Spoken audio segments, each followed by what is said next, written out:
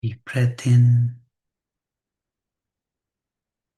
gently let go. Another deep breath in and slowly let go.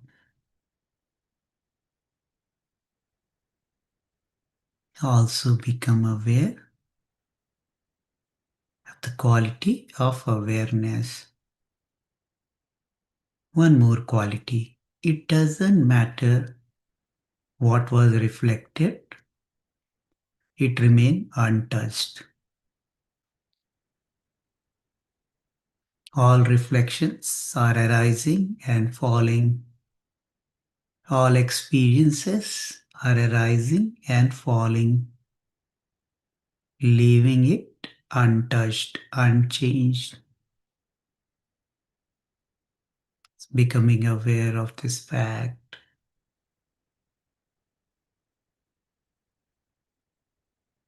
relax more and more.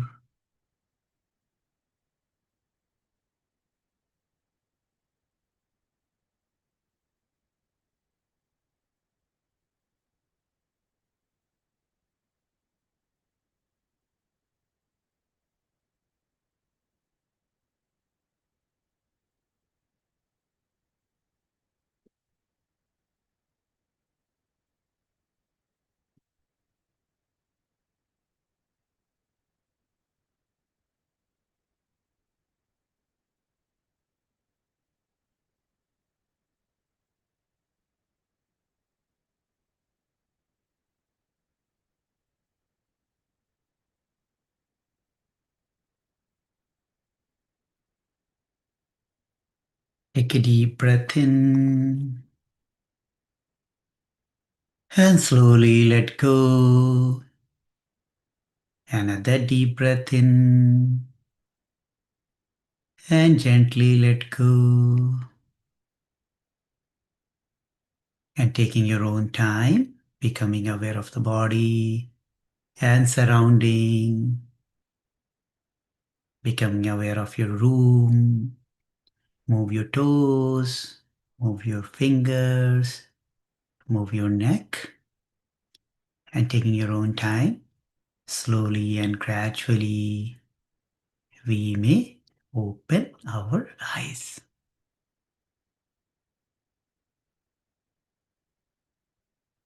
Before we start, let's take a moment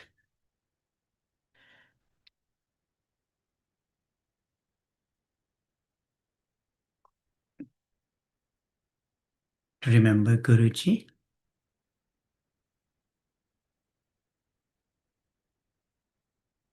Gurur Brahma, Gurur Vishnu, Gurur Devo Maheshwaraha, Guru Sakshat Param Brahma, Tasmai Shri Shri Gurave Namaha.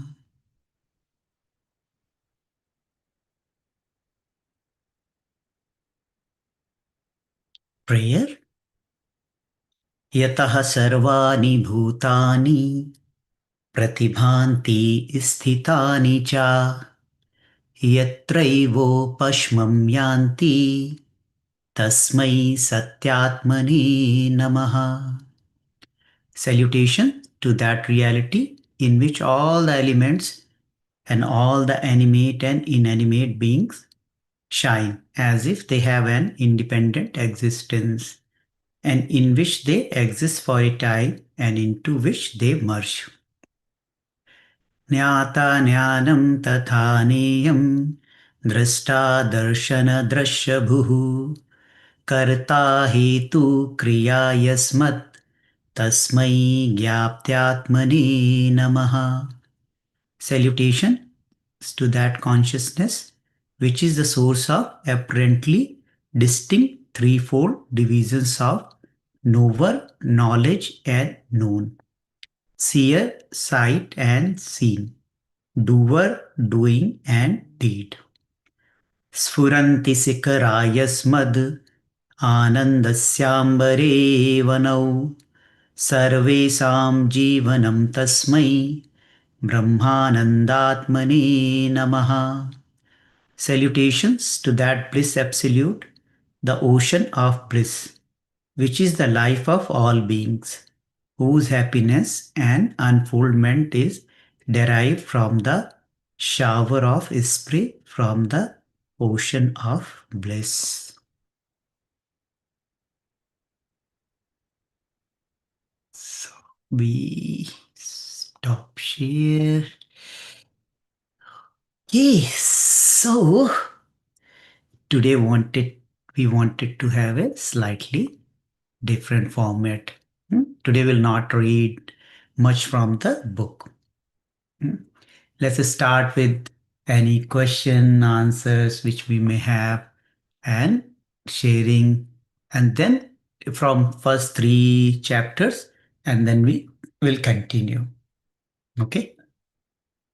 So anybody wants to go and share something, ask the questions? I have a question. So, if everything is in our mind, so if everything like my life is in my mind, but I have a connection with you, so how does that work? Like, is everything in your mind, or you're also just part of my mind, or as part of my mind, or you get my question? I don't get your You don't question. get my question. I get your question, right? If everything is in your mind and I am separately sitting and I have my independent thinking, how does I exist in your mind and how does your whole universe is inside your mind? Is this the question? Yes, and also, um, am I imagining everything that's happening in your mind, or is that actually happening? Okay. Are you imagining or are you not imagining? It's a very interesting question. It's a very interesting take because I have been thinking this the same thing. But I go back to the dream example. When you dream, most of the time you have more than one person in your dream, isn't it? They look acting independently and they are doing things independently, right? And there is a kind of a uncontrolled story happening in the dream, isn't it? There are different scenes coming, people come, people go, and all that thing. But if you see that who was dreaming at the end, it was one person dreaming, right? And even when we are dreaming, we only feel as one person. We don't feel as all the characters in our dream. Yes or no? Hmm? If you are dreaming with three or four people, let's say, right?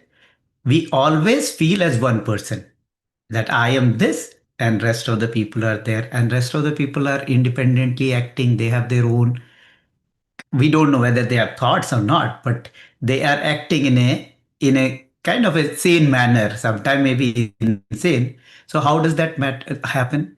So what is happening? Those dream characters are kind of having their independent existence, apparent independent existence, and apparent reality, but they are sharing the same dream. Yeah, the space in the same dream. Maybe you extrapolate that there is someone else which is dreaming, and we all are different characters, like 50 of us right now on this call, right? Everybody is a different character. And the very interesting thing is, it's very dreamlike. What I am thinking, you don't know what I am thinking, but it appears I am thinking. There is no guarantee I am thinking anything, right? But from my expressions and actions, it appears I am thinking because I am speaking, isn't it? Now, whether he is looking upward, she is trying to figure out what is happening. It appears she is thinking, but there is no empirical evidence that she is thinking. Yes or no? It just appears she is thinking, right? It appears that I have feelings and I have emotions, but there is no empirical evidence that you can prove at this point I am having feelings and emotions. The only thing I know that I am thinking, I am feeling, I am hearing this question, I am having these thoughts, I am sharing. Same thing is valid for all of us, isn't it? So somewhere, I think in the later part of Yoga Vasistha or somewhere or some other Vedantic that literature, it just seems like the same, I think Rama also asked the similar thing somewhere, right? Or in some other discourse, it is there. It appears that we all are having our own world, and at the same time, we are sharing a space where all of us are present. So you have your own personal space, right? Your own chitta kasha, your own subtle body, right? You are having the same this thing. The only thing which we are sharing is a physical space, isn't it? That the bhuta kasha, what we are sharing. The chapter 3, the creation, right? Three type of space: physical space, and the subtle space of the mental space, and then the absolute consciousness, right? So apparently, in this plane, we all are having our own sets as well as we share something common, right? But there is no guarantee that it is reality. We just see, just like in dream, it appears everything is real, but it is a apparent reality. So if you take this thing, you will see that okay, if it is a dream, I am sharing the same space, others are sharing the same space, but our things are so related. One day someone who is dreaming wakes up, it will collapse, right? When the dreamer opens the eyes, what happens? All reality collapse into a different reality, a different subject. Yes or no? Yeah. So Yes. maybe this is what Yoga Vasistha is pointing towards.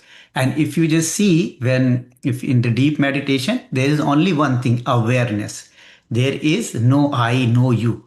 When all of us sit and do deep meditation in the same room, there is usually some point when everybody is in deep meditation, isn't it?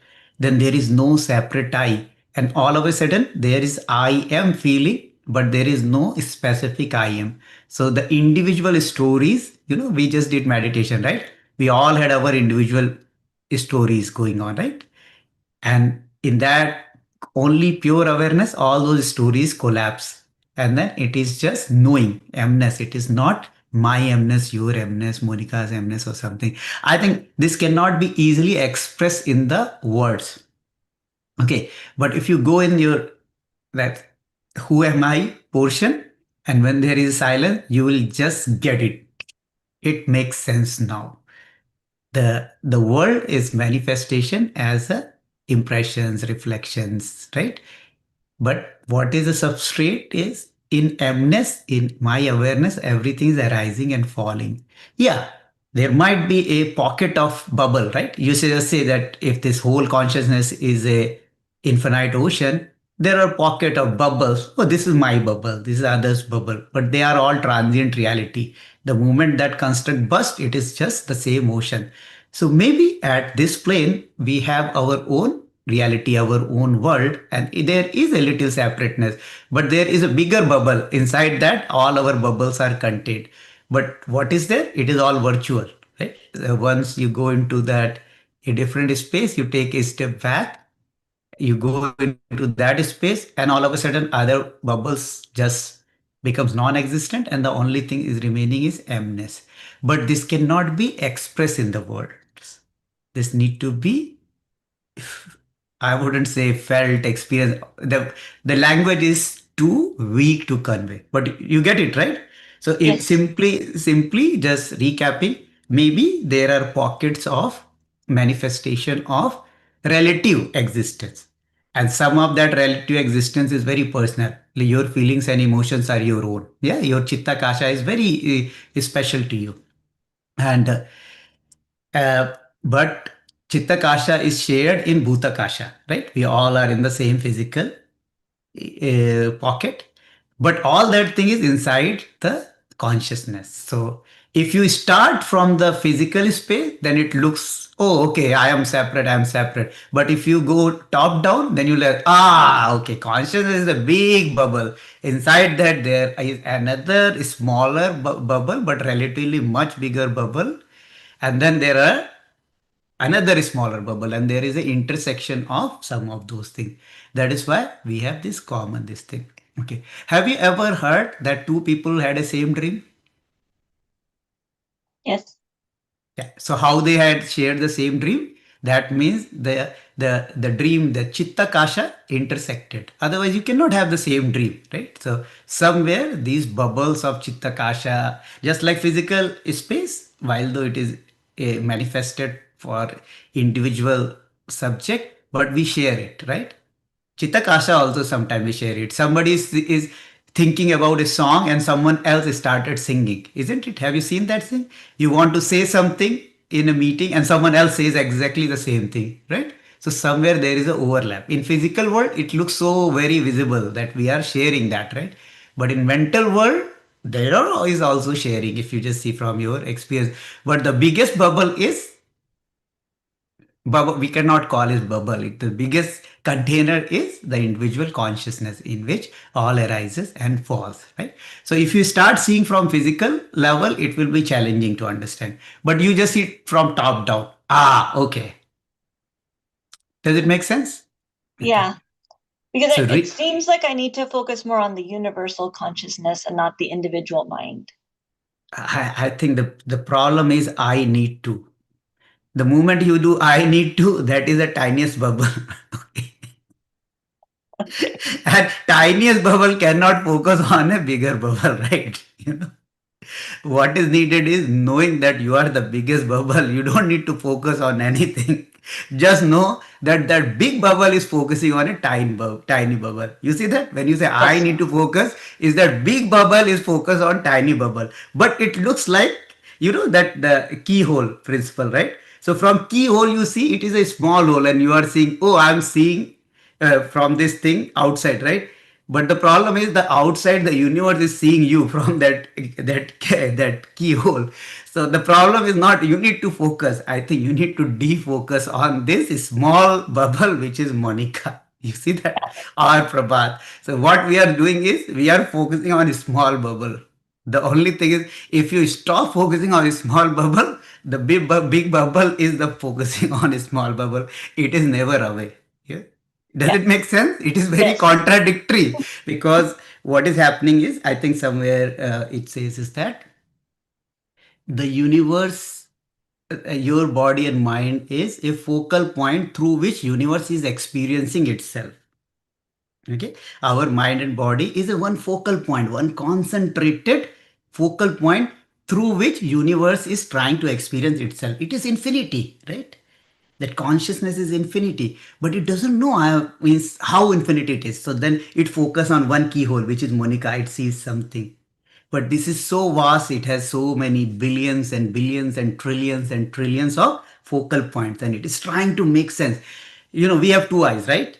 But some creatures like spiders, flies, they have thousands of eyes, right? And from each of these eyes they make a big picture. Like we don't have like left eye picture, right eye picture. Both the eyes, we see different things, right? My this eye doesn't see things from this side of the room, right? But both the eyes, they go back in my brain and they form a unified big picture. Yes or no? Same Yes. thing happens in many other creatures like flies and spiders. They have thousands of eyes, and each eye is seeing a fraction, and then it is sent to the brain, and brain unifies this thing. So I would say maybe that infinity is trying to see itself through different eyes, the focal point, which is Monica, which is Prabhat, which is Muhammad, and Kiran, and all of us, right? So, but you know that the universe is seeing at one focal point, so you don't need to focus on this thing. Universe is focusing on one small point. That is why is the misery. If that focus is removed, then it is freedom. Does it make sense? Any sense? Yes. I don't know whether it makes sense or not. Okay, good. Thank Hmm? you. Good.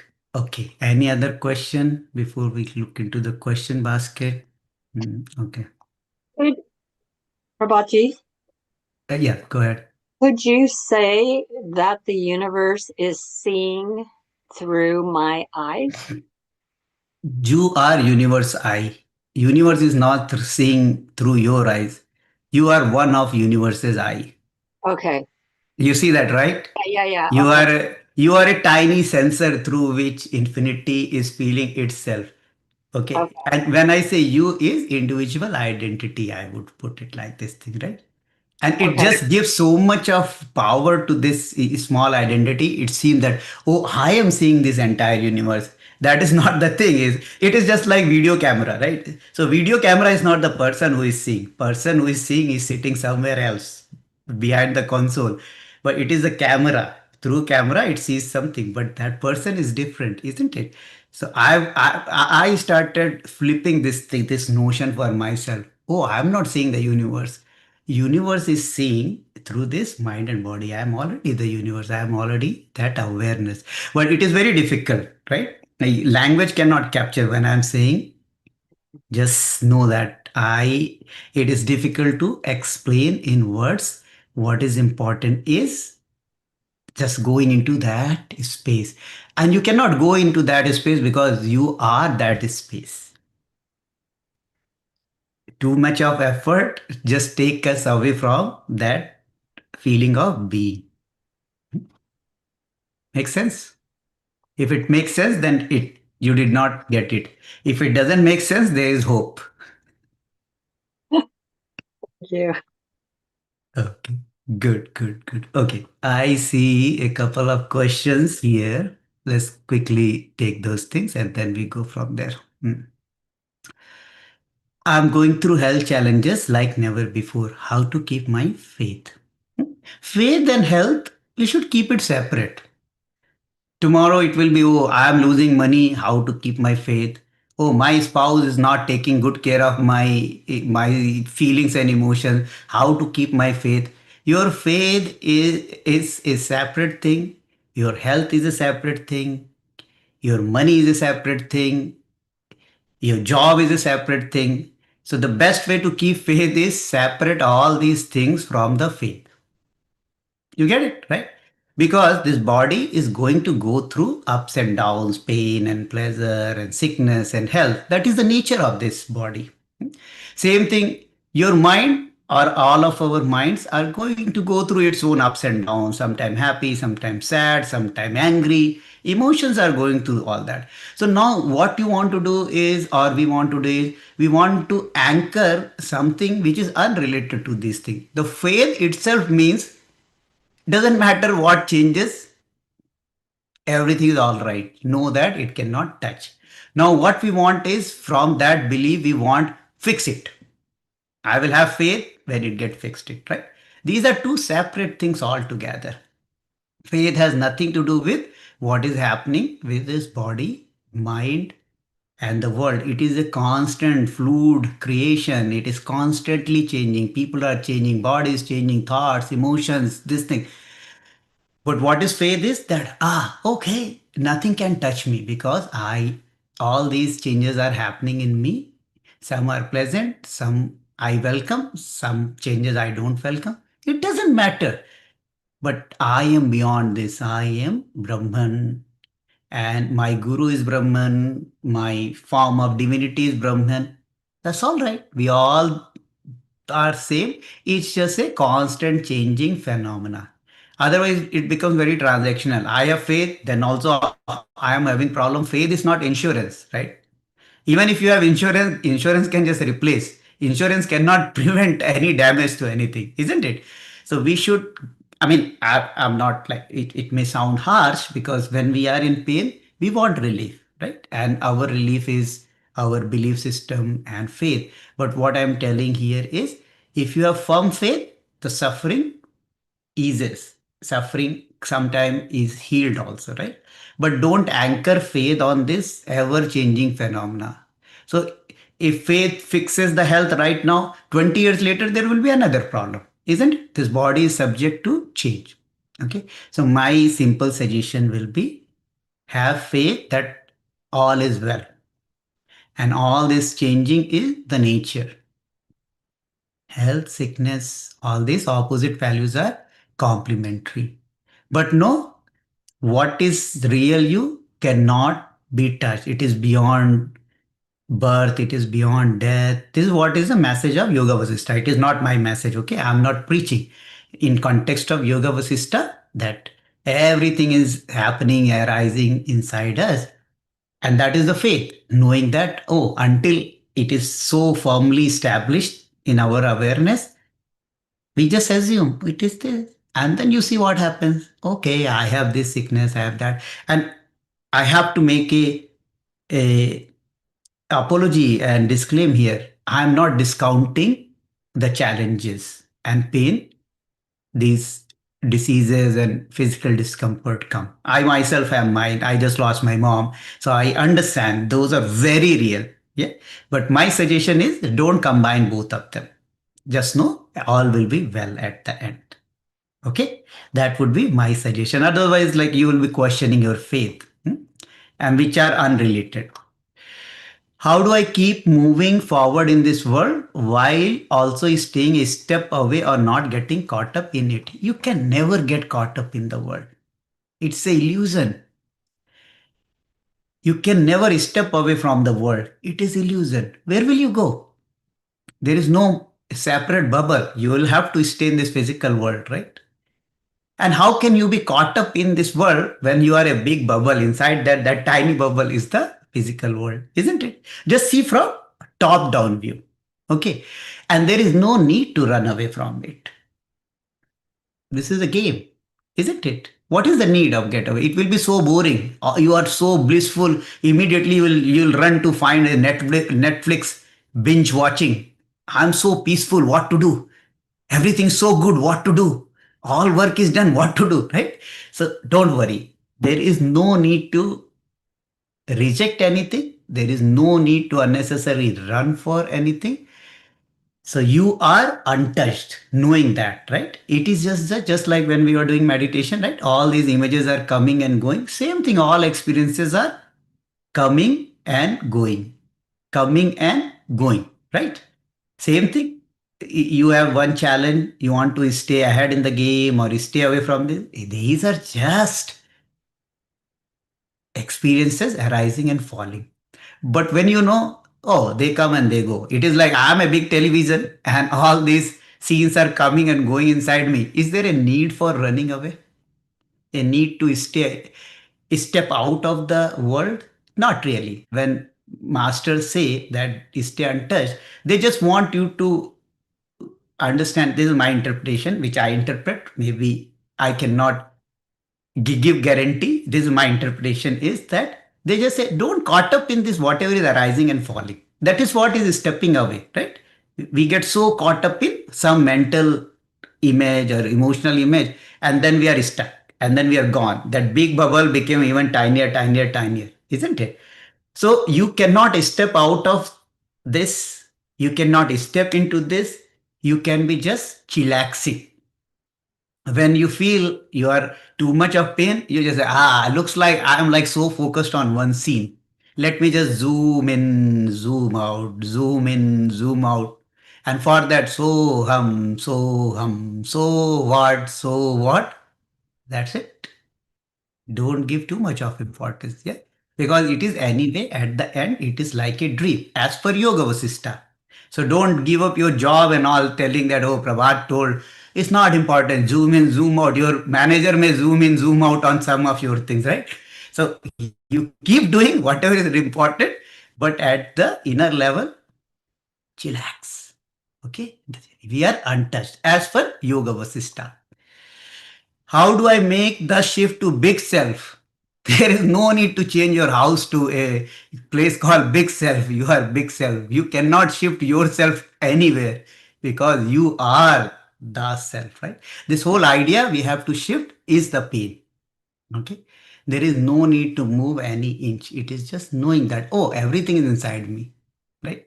When you have, like, if you have one bedroom apartment, you worry about getting two-bedroom house, three-bedroom house, or mansion. But you know, when the entire universe is yours, do you ever worry, I go to this room or that room, right? The not having the real understanding that you are that, thou art is you, gives this insecurity. I have to shift from big self to small self. There is no promotion. Self is unchanging, immutable, right? All relative experiences changes, and once we lose this understanding, then we want a shift. So what we really want, we want to shift from one mental or emotional image to other mental and emotional image, nothing else. And when you know all mental images are contained inside me, Then what is the need of changing that? You think that if you can change the self, then it is not self. You are always in the big self. You are the big self. Did you have ever have to let go of your ideal and wisdom learnt in art of living to thrive and grow in corporate career? It is reverse. I adopted as many ideals and as much wisdom from art of living to thrive in my career. Okay. It's reverse. All the knowledge given by Gurudev. I mean, when I say art of living knowledge, it is the direct knowledge from Gurudev, not from his subcontractor like me. Okay. So that cannot be guaranteed what they tell. Okay. So don't listen to subcontractors. Yeah. Just listen to Gurudev's knowledge. 5 points. Accept people as they are, accept situation as it is. Opposite values are complementary. Don't see intention. Present movement is inevitable. Responsibility brings power. This is the essence of the life, corporate or personal life. Yeah. So all growth and thrive which I am having in my life is actually adopting more and more of art of living, not dropping art of living ideal and wisdom. But you can drop ideal and wisdom which might be contaminated, borrowed from subcontractors, right? That you can drop if you got somewhere. Okay. Ego pops up in so many ways all the time through feeling of superiority. What is wrong with that, man? It is better than feeling inferior, right? At least for time being, you feel good. Anyway, ego always brings misery, right? If you are inferior, you don't even feel good and you get into trouble. With superiority, at least you feel good and get into trouble, right? I'm joking. Let me read the remaining question. Isn't knowing that I am right also ego? But knowing wrong is even miserable, right? If feeling I am right giving you misery, imagine if you keep feeling I am wrong and get misery, it is double whammy, double loss. So, how to balance keeping ego in check while continuing doing the right thing? You have lot of free time to think about yourself. This is what Gurudev says many times, right? You are analyzing yourself, right, superiority, inferiority. Guruji keeps saying that keep your ego because that is a kind of waste of time. Who can fight with your ego? Everybody has ego. That is how we are built. 7 layers. Do you doubt universe intelligence? If universe was intelligent, it will not put a layer called ego if it was not useful. Yes or no, right? And Almighty has put that layer. Just feel grateful for that. Oh, I have ego. Superiority, even better because you are part of divine. Okay. But don't act on those. Like you can keep feeling, you can this thing. So if I tell you don't have ego, is it going to go away? If I tell you it is right, is it going to make any difference in your life experiences? Nothing. What will really help is seva, sadhana, satsang. Okay. Do service, do your practice, and spend time in good company, knowledge, which you are anyway doing it if you're writing this thing, right? Leave the ego where it is. The more seva you do, it just refines that understanding. Okay. There is no need to feel inferior. Yeah. There is no need to worry about anything. Just do more seva. Just focus on meditation and stop analyzing yourself because this is how universe wanted to see itself through that keyhole right now, right? And that is not you. Okay. It is just a color in that infinite spectrum of infinity. So don't judge yourself, don't judge others. And if you really want to get rid of that, I can assign some Seva project. DM me or Ruchi or someone. We have really good panacea for problem of ego. Okay. Another thing is you can donate all of money to art of living when there will be no money. Usually as money departs, ego also departs. But that you might not like it. Anyway, I'm just joking. I'm just saying don't worry too much about ego. It is part of our existence. Just invest your energy on self inquiry. Who am I reading these scriptures? And I think you are doing fantastic. Yeah. It's just you have a little extra time. Just invest that thing in right place. Okay. Please share how Yoga Vasistha helped you. Yeah, I'll share that thing. You know, for last several years, I'm reading Yoga Vasistha. And what is happening is that uh, I never thought that there is a practical impact. If you see that in every session I tell, don't seek help for your practical life problem in Yoga Vasistha. Any of you remember? Like in first, second session, I always remind, right? So I always thought that Yoga Vasistha is not for practical life. But here is I have to admit my ignorance, right? And the limitation of my understanding is that only when situation comes, we realize that how knowledge always takes care of all aspect of life. So I just went through a massive loss, right? My mom left her physical body, and I was her first child. So me and my mom, like so close, and I don't think I ever loved anyone more than my mom. And my mom loved me so much. She has six kids, but she always made sure that she tells I am so special and this thing. And anyway, so when I got the news that she is in ICU, and then she recovered. She went into back into the ICU and all that thing. And I was here, and I somehow instinctively I knew that I don't think that the outcome will be positive this time for her. There was no logical reason, right, for that. She was improving, everything was okay, but I somehow had this hunch that looks like the outcome may not be very positive.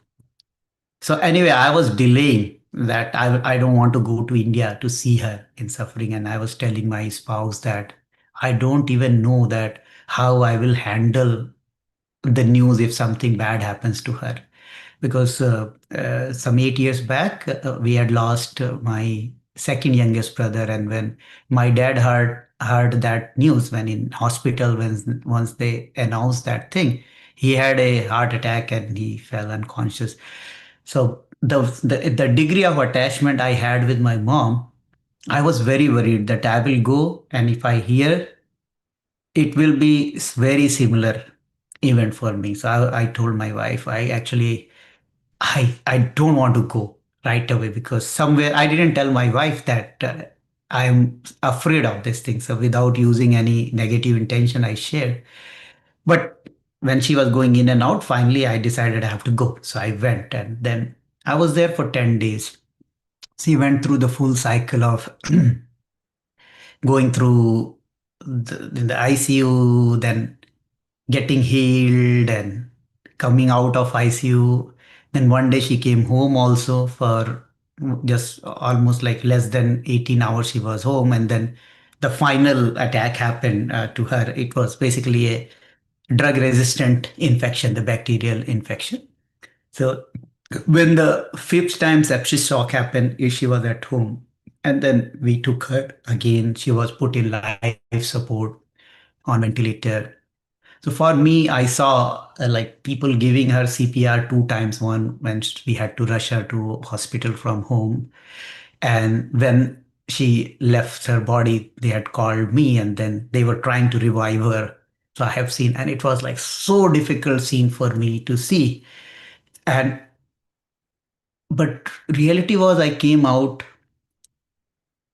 and one part of me was sad, but one part of me was nothing happened.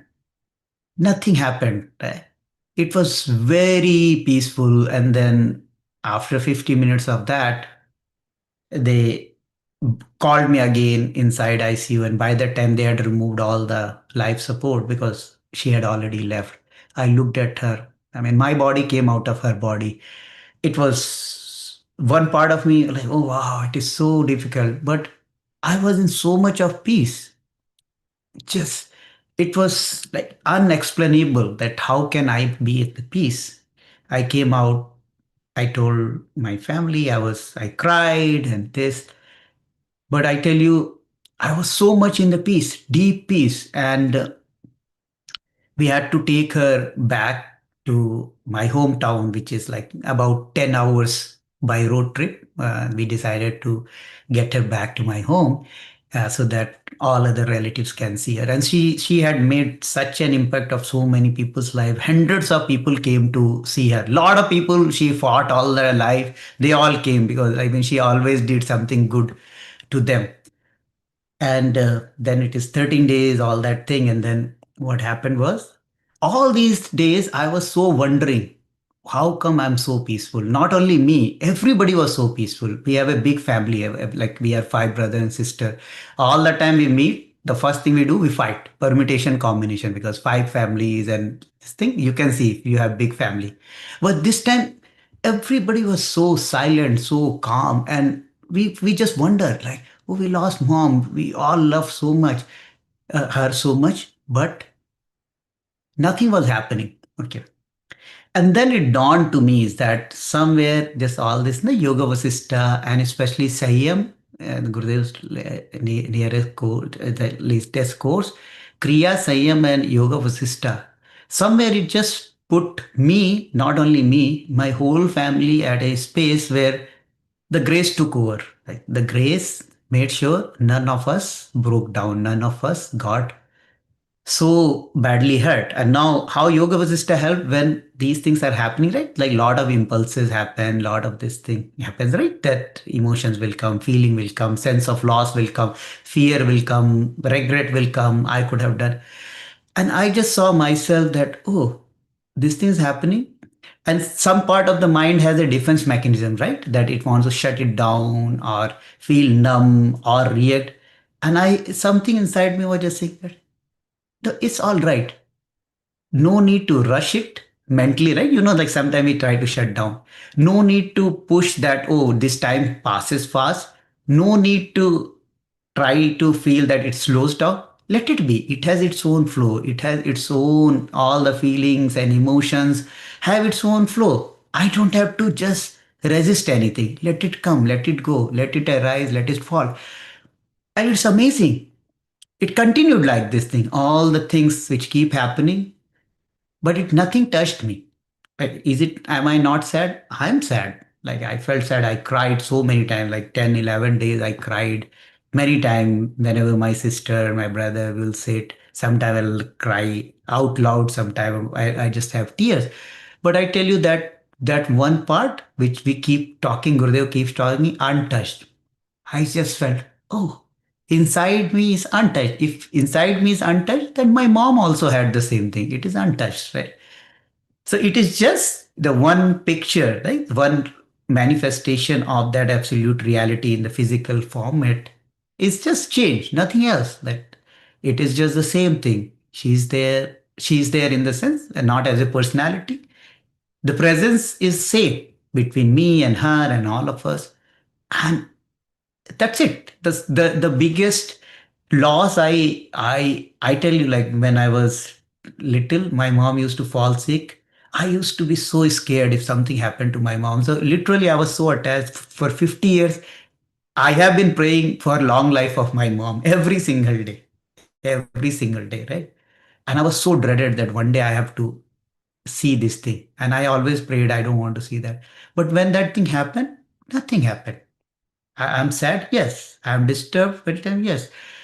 But I'm so connected with the deeper reality. I wouldn't say I'm so connected. I would say the deeper reality is so in the foreground that it is, the pain is there, but suffering is not there, I would say, right? And I think this happened because of Yoga Vasistha, because this keeps telling, right? The consciousness, unchanging, everything is just reflection, right? And the practices.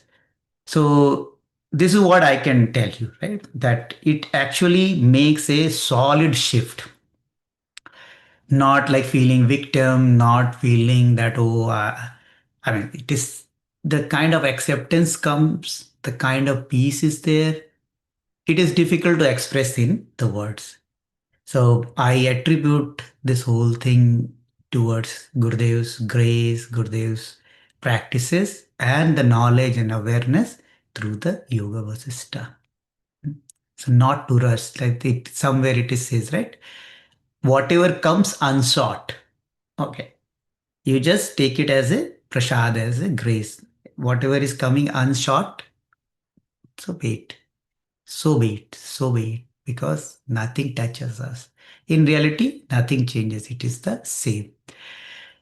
And it just happened. Did I do anything? No. Did I do anything special? No. I would say that is the grace of the master. There, Gurudev comes into the picture, right? His loving presence, loving grace, wrapping around my psychological, emotional existence so that it doesn't break. And I tell you, like, it is so peaceful inside me. Right? I'm not, my physical body and mind are reacting so wildly. I'm barely sleeping 3 hours a day. So I have something called whoop. Hey, I just recently started doing this thing. If you see if I may show this thing, I don't know whether it will show. Can you see this? You see red ring there? So my recovery every day is 15%, 16% because my mind and body are like so much under this thing, but my inner being is so peaceful. Just pin drop silence. And it is completely unrelated. If your body is suffering, your mind will be suffering, isn't it? Yeah, your emotions will be haywire. But it is just, I can just attribute that to Gurudev and his grace and his knowledge and Yoga Vasistha. And if it can take care of something such a huge loss, I'm pretty sure the other things can be handled much easier in the practical life sense also. So I think next series I might have to change my statement that don't seek solution for your day-to-day life, right? There might be a solution if we are anchored, or I wouldn't say if we are anchored, if this knowledge start manifesting, I would say. Okay. Any other question? I think we are almost top of the hour. I have a question. The unsought, you, and I just read that word last night. The unsought. Can you speak to that sentence where he says the unsought? Unsought is what is, let's take it a reverse manner, right? Something is short. You are seeking something. Okay? You are seeking, I want this, I want this, I want this, right? That is it is sought, right? You want something. And you just get it. You come to somebody's home, let's say, right? They serve you dinner. Right? You have no idea what dinner they will be serving. It may be to your taste, to your preference. It might be not to your taste, not to your preference, right? So we all are guests in this existence, this world, right? But many times we become demanding guests. Give me this, give me that, right? So we start sorting things, right? And then that starts shooting us, right? In the mental, physical, this one. Unsort means whatever comes, let it come. I don't reject and I don't crave. It is coming. Okay, this experience, it may be pleasant, fine. It may be unpleasant, fine. So if pleasant is coming, I don't crave for that. If unpleasant is coming, I don't reject that. So I just go through fully into that. Does it make sense? So that is the meaning of unshort in this context. Okay. Is it the same as Gurudev's knowledge of expectation reduces joy? I would say expectation reduces joy is applied knowledge. And this is a kind of a principle, unsought this thing. So what happens when we start seeking something, right? When we start looking for what is short, what happens is expectation goes, and then at the result there is lesser joy. Okay, so it is the corollary of the theorem is that, like, but when you are not expecting, anticipating anything, whatever comes is mostly happiness. And then whatever comes which is like it's not as per our preferences, that is also reduced, the pain is also reduced because you are okay. Whatever happens, it's okay, right? Kind of thing. So it is definitely, they are very related, Gurudev's knowledge. And what Gurudev does, he takes this Brahma Gyan, this absolute knowledge, and he make it practical.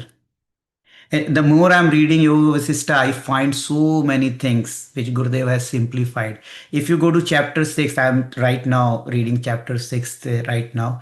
It talks about pranayama, it talks about meditation, it talks about how much, if you are unenlightened, then you, it says, one fourth of your attention and effort should be serving the guru or master. When you are partially enlightened, then half of your effort should go to serve your guru and seeking this thing. When you are very close to enlightenment, it should be two-thirds. So it is like so close to this one, and it talks about pranayama, how using pranayama you can control your life flow, and then how meditation. So what happens is that Gurudev has made this whole knowledge very simplified. Otherwise, it is like 1200 pages of user manual. If you have a 1200 pages of user manual, can you find anything useful in that? Okay. If somebody throws, okay, your car, take 200 pages user manual, now drive the car. It is impossible. But somebody teaches, okay, this is gear, this is gas, this is steering, just do this thing. You can drive the very complex machine. So what Gurudev's knowledge is, it is the gist of all this knowledge together. So absolutely, yes, they are related, and unsought and sought, it is just a little more philosophical purview. Yeah, because as a human beings, it is almost impossible that to live in that state that, oh, whatever comes, it is good. So if we are not there, we are seeking this has to be good, this has to be good. Then Gurudev's knowledge is simple. Okay, if you are always seeking good, this is good, then joy is anyway reduced. And then he gives that opposite values are complementary. If you combine these two things, opposite values are complementary and expectation reduces joy. That brings you to short versus unsought, right? So that is applied knowledge, that is application of this knowledge for sure. Okay, anything else? How is the journey going on for Yoga Vasistha so far? Unmute, can you speak?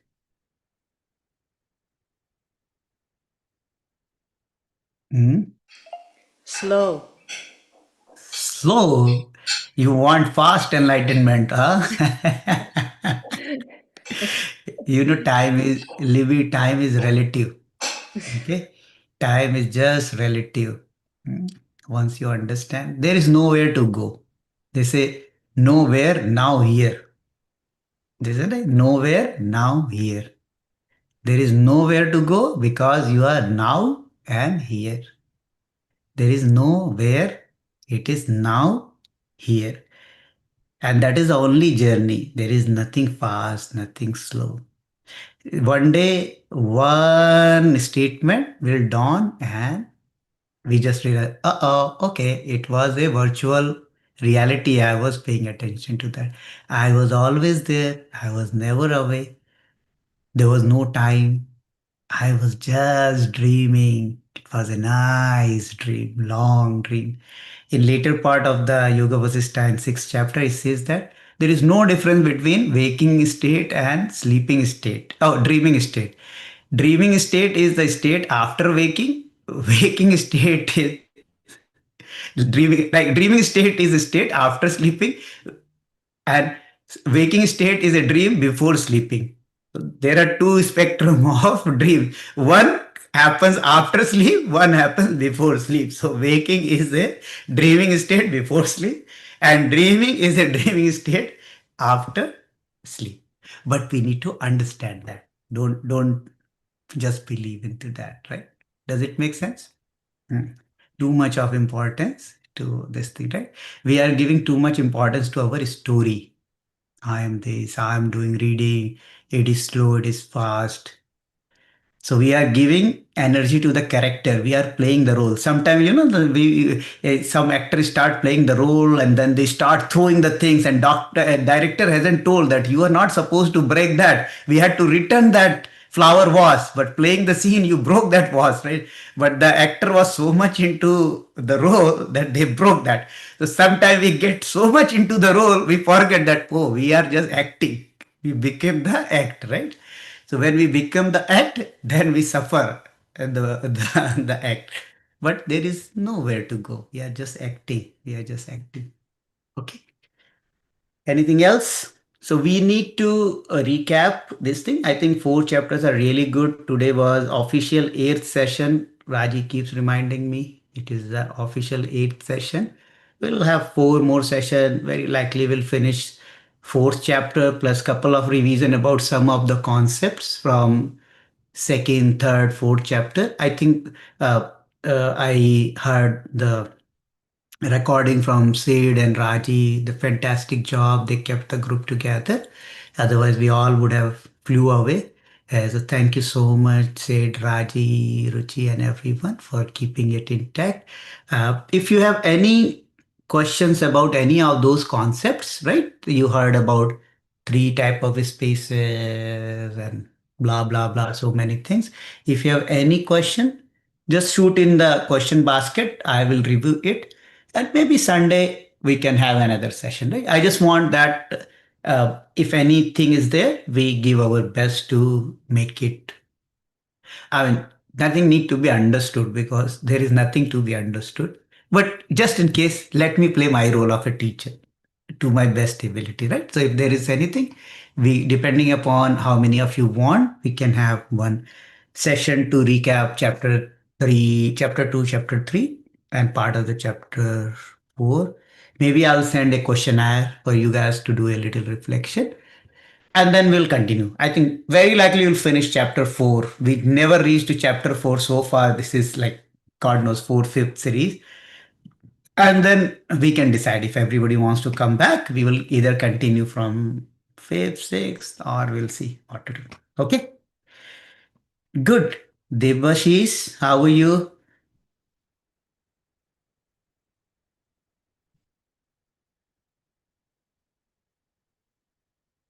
Mm, okay. Looks like. I'm all right, Prabhatji. Okay, good. Anything from your side? I'm okay. Good. Okay, so with that, thank you so much to everyone for joining the session, and let's continue reading a little bit every day, a little bit of contemplation, and then we meet again soon. Okay? Jai Gurudev. Jai Jai Gurudev, thank Gurudev, thank you you. so much. Jai Bye Gurudev. bye. Thank you. All right.